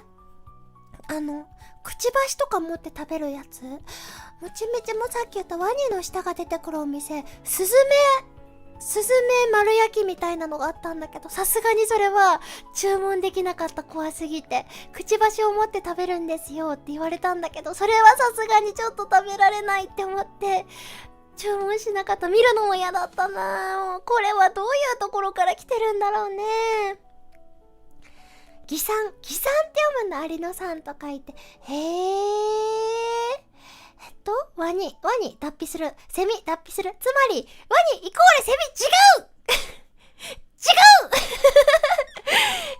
ひらめいたみたいな答えはすべてわかったみたいに書いてるけど、違います。ワニイコールセミではありません。違うよアリやダンゴムシに比べたらセミなんかもはやエビか。そうだ。いや、危ないちょっと待って、そうだねって言おうとしちゃった。もちみち今完全にワニなんかもはやエビかと思ってそうだねって言おうとしちゃったんだけど、違った。セミはエビじゃない。待って。あれカスタムさん逃れたのにね。さっきね。つまりエビってことね。じゃあカスタムさんもご案内。セミ実食パーティーへご案内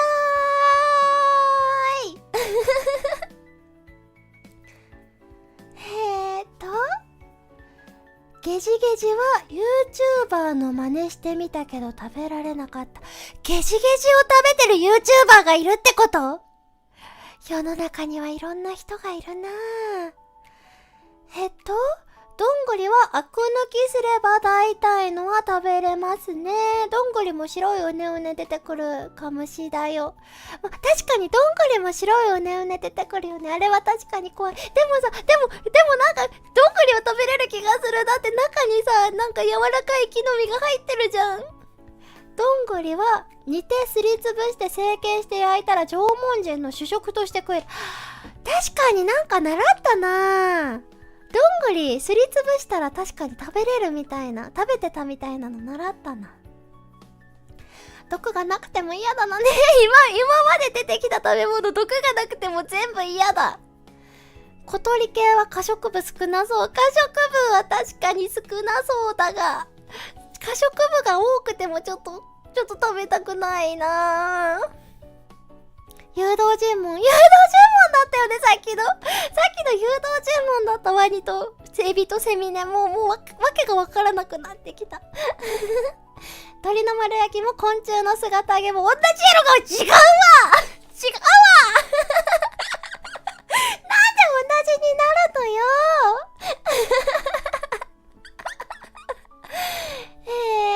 いや、セミはエビではありません。いやー、そんな遠慮しないで大丈夫だよ。なるほどって思った自分の感覚を大事にして。そういうのは取り下げない方がいいよ。新しい新感覚、新発見かもしれないじゃん、カスタムさん。ねえ。やったね。かっこ。よかった。実食パーティー参加者としての自覚があるクーローさんに。よかった。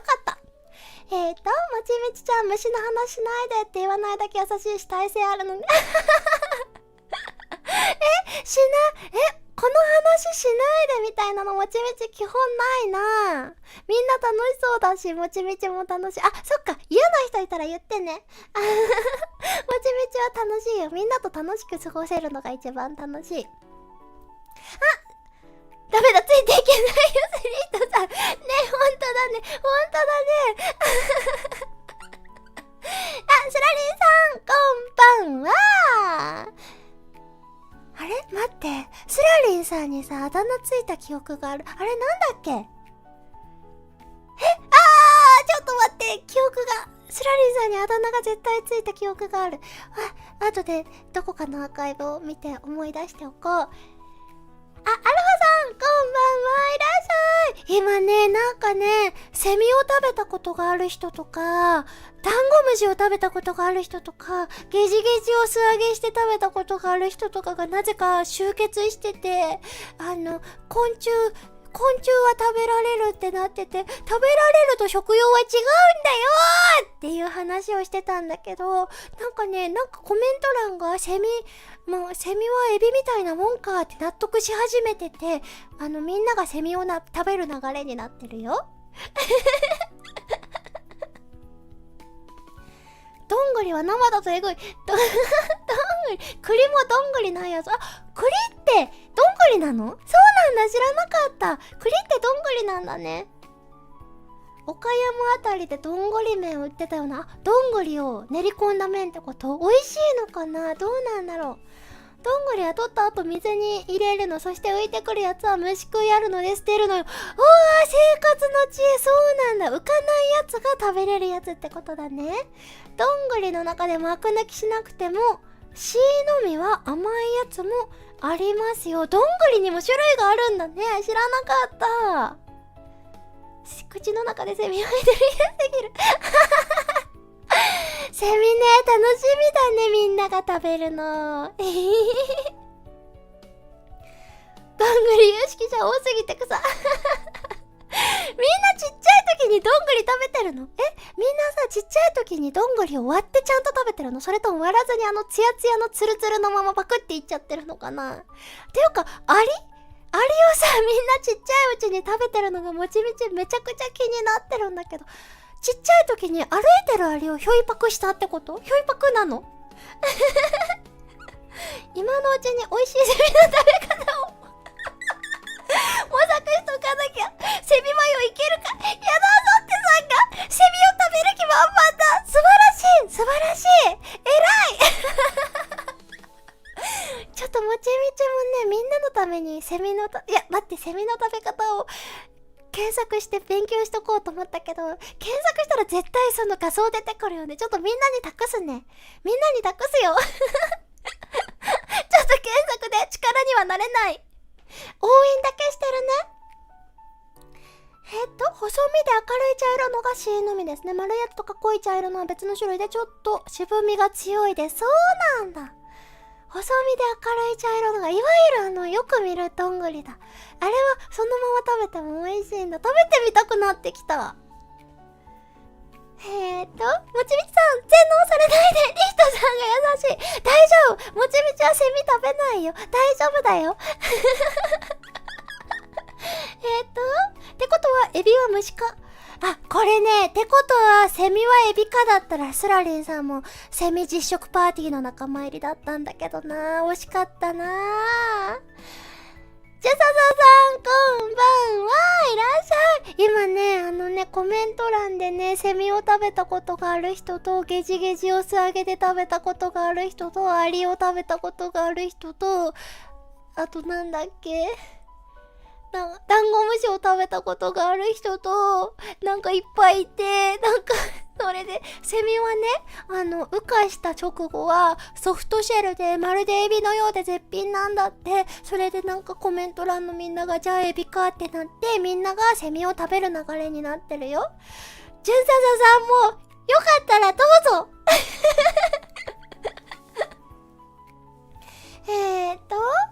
シイの実はいって食べると美味しいんすよね。そうなんだ。みんな詳しいな。セミは幼虫と成虫と抜け殻と3形態でお楽しみできる優れものなんですかね。未来さんが食べようとしてる。待って、すごい、体勢があるどころの話じゃない。これはもう、有能なセミ実食者なのでは。将来有望な新人だよ。将来有望なセミ実食新人が来たよ。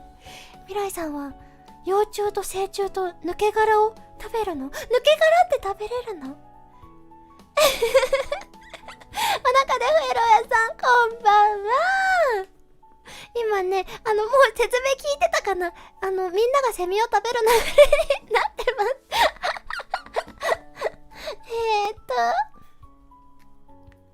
一緒にセミの美味しい食べ方勉強しようじゃないんだよな。ハートじゃないんだよな。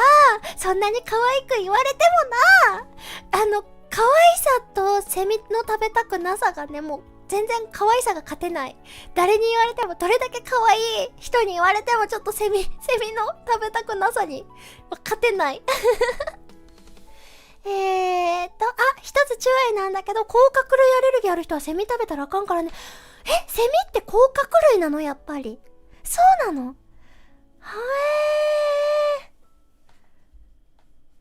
はさくさんがおっしゃる通り、シイの実はいって食べてもよし、蒸して団子にしてもよし、セミは、てんてんて。セミはね、カスタムさんも食べたらこれでね、セミはなんちゃらかんちゃらって言えるようになるはずだからね、楽しみにしてるね、もちみち。調査さん、セミ突然のね、なんかね、美味しいらしいよ。エビみたいらしい。もちみちは食べないけどね。エビみたいらしいよ。絶品なんだって。抜け殻からはいい出汁が出たりとか。抜け殻も食べれるの？セミ食べたこと、アリ食べたことないよ。セミじゃなかったアリ。ねえ、もちみちもないよ。なんかみんな、アリ食べたことあるのが当たり前みたいなさっきね、流れになったけど、アリ食べたことないよね。処理した幼虫はネットで買えるっぽい。他はお店探すか。取ってきて食べるってわけにはいかないんだね。そうなんだ。やっぱりちゃんと取ってきて食べるんじゃなくて、ちゃんと食べる用のセミを買わなきゃいけないんだね。っていうか、買う気だ。クールさんがやる気だ。楽しみ。俺よりモンスターの人がたくさんいてくる。まさかのね、こんな流れ、驚きだね。皆さんこんばんは、いらっしゃい。今ね、なんかね、セミを食べたことがある人とか、ダンゴムシを食べたことがある人とか、ちっちゃい時にアリをひょいパクしたことがある人とか、あとゲジゲジを素揚げで食べたことがある人とかいて、なんかセミは幼虫からカーテンに貼り付けて羽化させた直後に素揚げするとソフトシェルで大変美味らしくて、みんな食べる流れになってるよ。だってさ、抜け殻ギリいけるかワシャワシャしたらふりかけみたいなもんだよね。ほんとか、自分でほんとかって言っちゃってる。ふりかけみたいなもんかもよ。ご飯のお供になるかもよ。もちみちはやらないけどね。もちみちはやらないけどね。夏の深夜の公園を散歩してセミの幼虫ゲットだぜ。やっぱり取ってくるんだ。取ってきてカーテンにつけてそれを食べるんだ。キチン質という虫の外骨格の成分がアレルギー源で、それこそカニの甲羅と同じ成分なので。そうなんだ。すごい詳しい。キチン質なんて初めて聞いたよ。そうなんだ。絶対無理だな。アルファさんの素直な感想。絶対、もちみちも絶対無理です。面白い。さっきよりそのセミ食べる話題、おーってピエーってならなくなってきた。待ってね、お酒を飲みます。なんでこんな話になってきたんだ。はっさくさん調べてくれたの、ありがとう。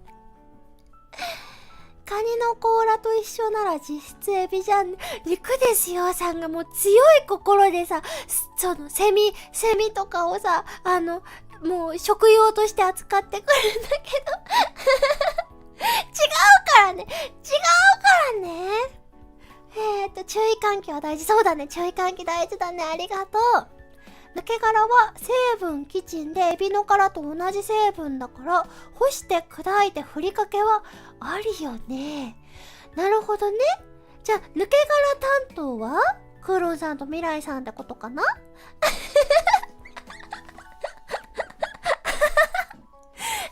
くなってきた。もちみち高みの見物だから楽しくなってきた。どうなんだろうね。気になるね。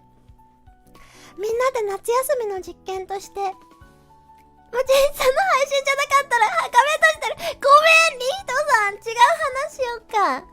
ていうかもうあれなんだよ、23時47分でね、もうそろそろ0時を回ろうとしてるから、そろそろおしまいの時間にしなくちゃなんだよね。あ、てっぺいさんこんばんは、いらっしゃい。今ねちょうど違う話題にしようって言ってたところ、違う話題になる前はあれです。セミとかアリとかを食べたことがある人たちがいて、あとダンゴムシとかゲジゲジとかを食べたことがある人たちがいて、セミはエビと変わらないよって言ってみんなが洗脳されて、みんなが食べる流れになってた。で今その話をやめて違う話題をしようよって言ってたけど、っていうかもうこんな時間じゃん、そろそろおしまいの時間だねって言ってたところだよ。ちょっと待ってね。じゃあもう一回乾杯しよう。じゃあ美味しいお酒、美味しい飲み物、エアーでも大丈夫、何か片手に持って乾杯しましょう。乾杯。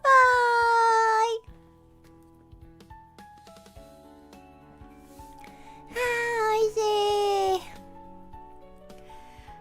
ー、すごい話だったな。乾杯。ミルクティーいいね。ミルクティー美味しいね。夜飲むミルクティーってなんで美味しいんだろうね。もちみち夜に飲むあったかくて甘い飲み物大好き。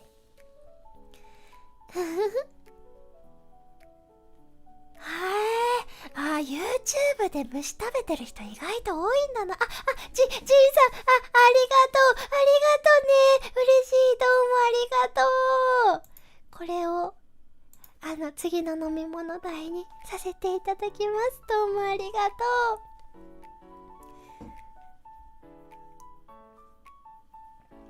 おいしい。見て、さっきめちゃくちゃ減ったチャンネル登録者さんの数が回復している。よかったよかった。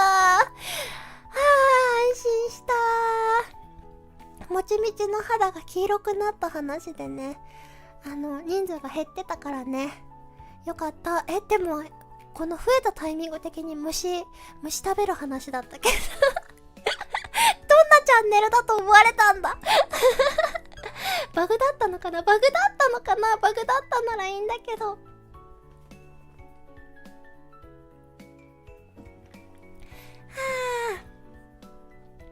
もうあっという間だね。あっという間に50分だ。今日は0時に回る前におしまいにしようかな。今日も楽しかったな。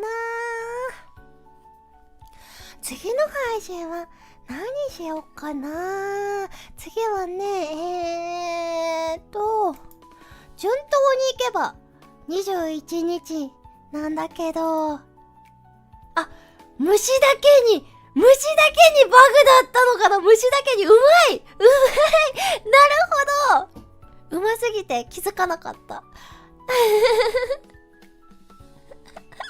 すごい、全然気づかなかった。あまりにうまかった。虫だけにバグだったんだ。そうだねじゃあこの増えた人数も虫だけに流れになってしまう。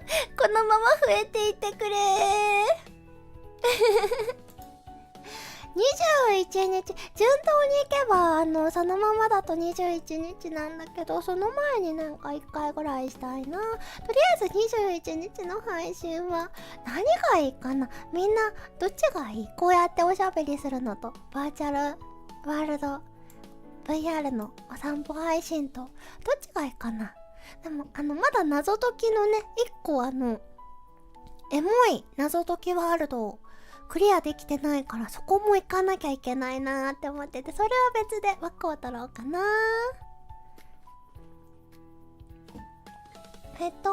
パソコンのバグって壊れたとかの意味だけど、最初のバグが虫が機械に入って壊れたからバグと名付けられたらしいですよ。そうなの？知らなかった。そうなんだ。思わぬところで雑学を知ってしまった。何が入ったんだろう。いつなんだろうね。面白い。知らなかった。こういう由来とか知るの面白いな。楽しい。教えてくれてありがとう。謎解きも VR ツアーも楽しみですね。そうだよね。やっぱじゃあ21日は謎解きにしようかな。うわー、パンドラね。パンドラか。パンドラやるとなるともうみんな寝かせないぞってなっちゃうけど、一人でやるとだったら、もう確実に朝日が昇るまでやることになるけど。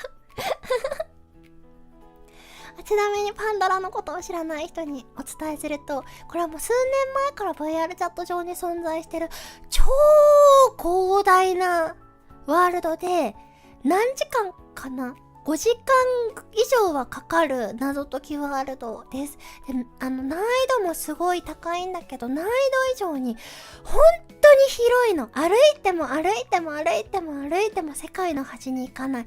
もうとてつもない広大な土地で謎解きをしていくっていう。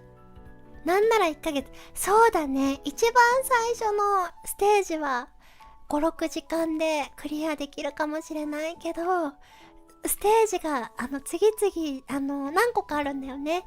その次の作品とね、作品を追うごとに広大になり、作品を追うごとに謎がね、どんどん難解になっていき、めちゃくちゃ難しいし、すごい大変なんだよね。ただめちゃくちゃ面白い。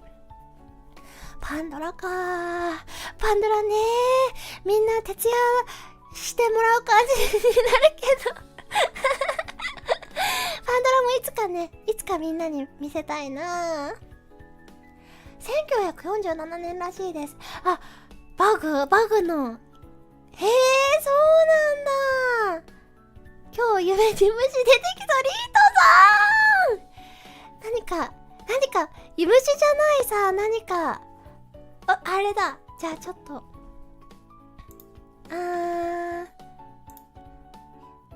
ちょっと待ってね。あ、ないか。なんか最後にこう、ちょっと、なんだ、瞑想のね、誘導を、もちみちゃん昔でもないな。ヨガが好きでね、ヨガの、こう、インストラクターの講座みたいなのを受けてたことがあって、別にヨガのインストラクターになりたかったわけじゃなくて、もっとすごい勉強がしたくて受けてたんだけど、その時に瞑想への、なんというか、誘導の仕方みたいなのがあって、それがね、結構ね、心が落ち着いて、こう、眠る前にやるとすっとね、眠りやすくなる。体がほどけて眠りやすくなるみたいなのがあるから、それやろうかなって思ったんだけど、ちょうどいい感じの BGM が新しいパソコンになったのでなかった。睡眠導入用の BGM があったらそれやれたんだけど、今度やるね。ごめん、今日は夢に虫が出てくるかもしれない。ごめん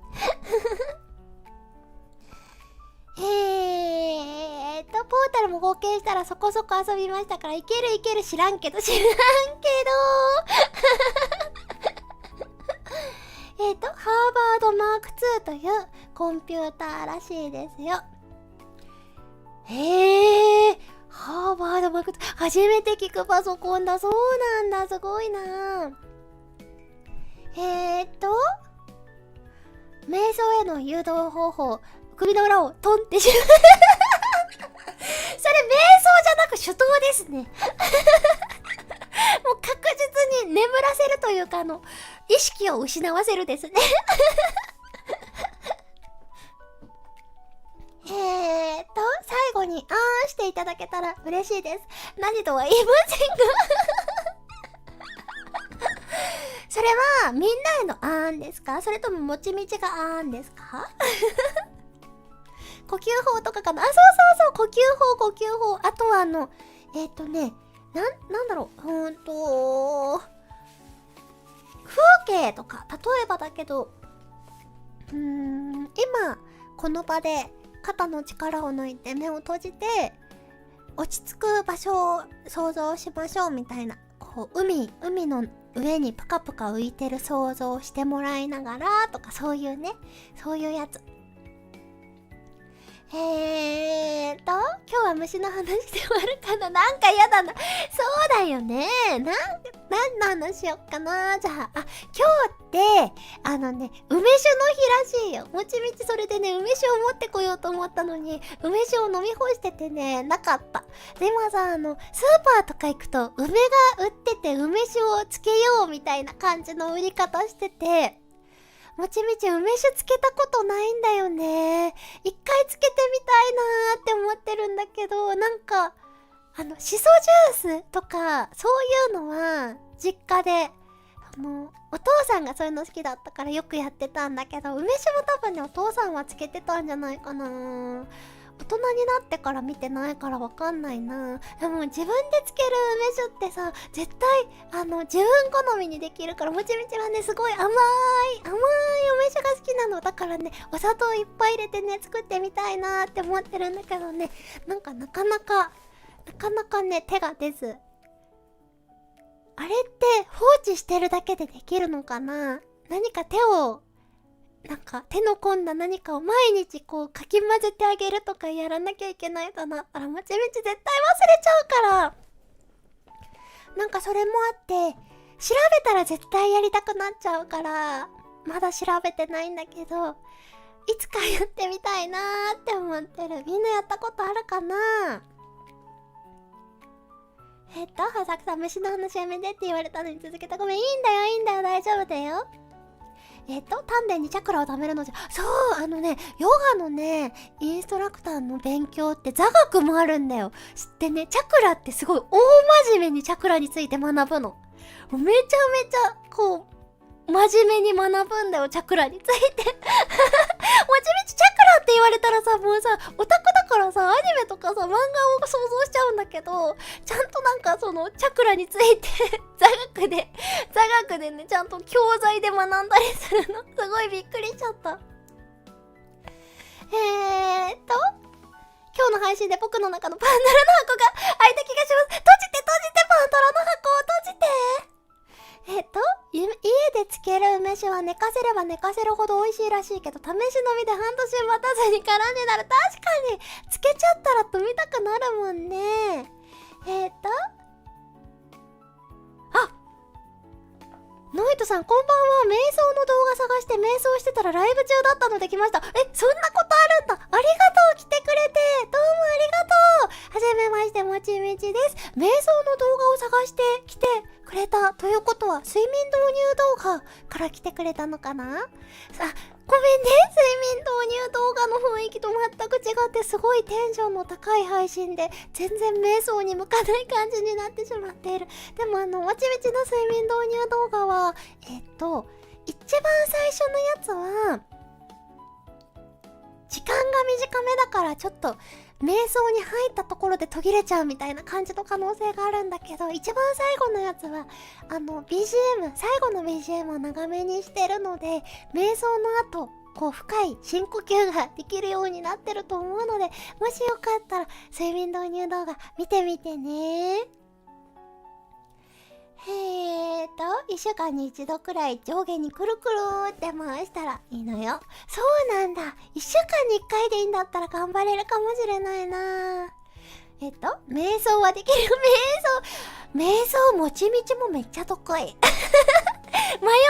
るの方の瞑想得意。今も瞑想している。毎日瞑想中だよ。人生とは瞑想だな。そうこうしてる間に0時になってしまった虫の話を最後にやめようと思って梅酒の話したけど、どうだろうリートさん大丈夫かな。じゃあ今日はこの辺りでおしまいにしようかな。みんな今日も来てくれてどうもありがとう。次の配信は確実に21日ですが、その前にもう一回くらいやりたいなって思ってます。今来たばっかり。ここからが本番。あっという間の2時間にございました。ほんとだ、もう2時間経つんだね。楽しかった。瞑想はできないけど、瞑想は俺も得意ね。声に癒されながら瞑想できました。ありがとうございます。ほんと瞑想できたかな？楽しかったです。お疲れ様でした。どうもありがとう。それじゃあ、今日はこの辺りでおしまいです。みんなどうもありがとう。じゃあまた明日7時半おはよう言わせてね。みんなどうもありがとう。じゃあ10秒数えておしまいにします。あ、もしありがとう。今起きたの？おはよう。ちょうど今終わるところだよ。夜更かししないようにゆっくり休んでね。疲れてるんだよ。ゆっくり休んでね。それじゃあ10秒数えておしまいです。みんな今日もありがとう。とても楽しかった。またね。1、2、3、4、5、6、7、8、9、10。それじゃあまた明日おやすみなさい。いい夢見てね。またね。